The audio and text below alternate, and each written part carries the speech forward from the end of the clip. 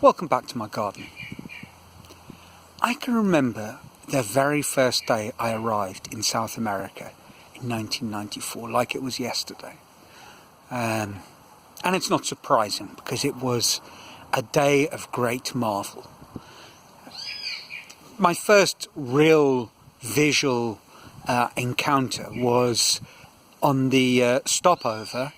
The flight stopped in Bogota, Colombia, and taking off, I was just stunned because, like a lot of Andean mountain cities, the airport gives you this very breathtaking view on takeoff, because no sooner have you left the ground than the world opens up below you, because you're sort of perched on a mountaintop. So that was pretty exciting.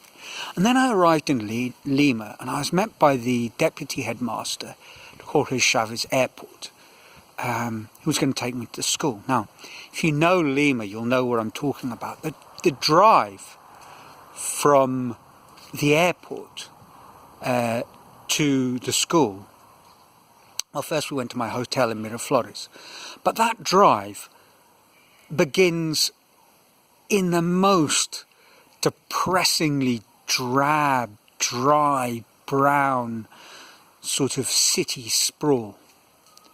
Things picked up in Miraflores, but by the time we got to school, I was absolutely stunned, because Newton College, if you're not familiar with it, it's a terrific school, and one of its many attractive points is a tremendous gardening department. It doesn't teach gardening, but it has wonderfully varied and alive sort of landscaping. Not just drab lawns with the occasional tree. And their deputy headmaster, Mr. Norbury, was taking me around the school, and there was a row of bougainvilleas. Now, I was always found them rather attractive. We'd had some when I was growing up in Port Elizabeth, but these were just incredible. Not little bushes, but enormous, dense trees, really, and lots of different colours. And then the marvel happened. I had my first sighting of a hummingbird. Now, hummingbirds are native to the Americas, and they are the most marvellous of creatures. Their flight, their colours, they just are magical, magical birds. And, well, I was just there and then I knew I'd made the right decision. Excuse me while I scratch and brush off flying things. The first rains have brought the first insects, but if you've watched my videos, you know that story, so I apologise in advance. Actually, I'm back to the hummingbirds. You know, when we moved from Sao Paulo, and there were hummingbirds in Sao Paulo, but when we moved here, now that's one of the things that captured me by my property. There was just lots and lots of hummingbirds, and I just love them, and so does my wife Rita, and she's fantastically observant. So a few weeks ago she came over to me very excited. She'd seen the most incredible thing in one of the trees just outside my workshop. There was a small hummingbird's nest. I'd never seen one before, and it's like, if you can imagine a clay smoking pipes bowl, about that size, and actually that sort of format and solidity. This had a sort of like a blue plastic, which I suppose had been used, some plastic that the birds had found in strengthening the nest. And there was the smallest of heads just peeping over the top. Now that the eggs have hatched, there's the little baby hummingbirds, and that's sort of, their heads are smaller still, but sort of poking upwards, needle-like beaks waiting to be fed, making a telltale clicking hummingbird sound. Not so much a song as it is a sort of a click. And just love them.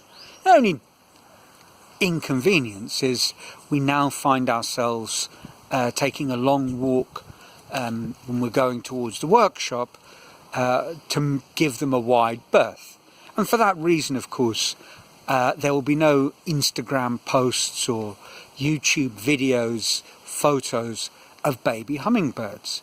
They will remain unphotographed or unfilmed, and I think they prefer it that way. And out of respect, we will give them a wide berth from a distance. You can just about make out the action, and that'll be good enough for me. And you might be thinking that I'm now going to segue neatly into some sort of talk about how people that live their lives filmed on social media. So people go to a concert, a band they've always wanted to see, and rather than actually watch the band and listen to music, they film it. And this, of course, is bizarre because, there will be films shown later by the band, professionally done, and your film just really doesn't add very much. And if you wanted to remember the concert, buy the DVD. Support the band that you profess to love. But we mark the fact that we were there by filming it ourselves. And of course, we're not doing it because we're going to go back and watch those films. Again, we're doing it so that we can post them on social media and make all our friends jealous. Now, I said I wasn't, you might have been expecting me to segue into that sort of rant, and of course I did, but that wasn't the idea. And actually, I was thinking about these hummingbirds in the context of, surprisingly, 4,000 Weeks, Time Management for Mortals by Oliver Burkeman, the book I was telling you about. Because at a certain point, he writes about going on rambles in the countryside. If it's the Yorkshire Dales or where it is, but somewhere like that. And actually just sometimes going for a walk in the woods from his house. And it's not a fitness thing. There's no purpose to it. It's not a meditative exercise. It's just he goes for a country walk. And that actually is the purpose. It's purposelessness. There's no reason, but it's pleasant. It's nice. And I guess that's one of the problems with our busy lives and our time-managed lives, our productive, ever more pressured modern lifestyle. Where's the time for a country walk? Or even in my case, and I'm not working a 70-hour week at some Fortune 500 company. I don't have a timetable. I don't have children. I don't even need to go very far for the countryside. I need to walk 10 metres out of my kitchen door and I'm in a forest. So it's not difficult or inconvenient, and yet my wife drawing my attention to hummingbird nest was a welcome reminder at the end of last year, the beginning of this year, that this is something I need to do more. It's a good thing to do. It does serve a purpose. It's good for our mental well-being. It's good for reducing stress, all of those things. But, and actually, if you want to take it into the world of productivity, one of the buzzwords or most popular concepts these days is mindfulness. And surely one can just practice one's mindfulness, falling into a sort of daydream reverie, looking at a hummingbird's nest. Perhaps I should be counting my breathing, but the nest will do just fine, thank you very much. And the more I think about it, the more I realise that I just don't do this enough. I started last year as part of my kind of work routine. Between the first and second sculpture sessions in the morning, I make a point of going into the garden and looking at a tree. And there's once again, one of these sort of self-improvement rules, a 20-20-20 rule. Actually, there's a few 20-20-20 rules, but this one is a method of combating the stresses and problems of staring at a screen for a long time.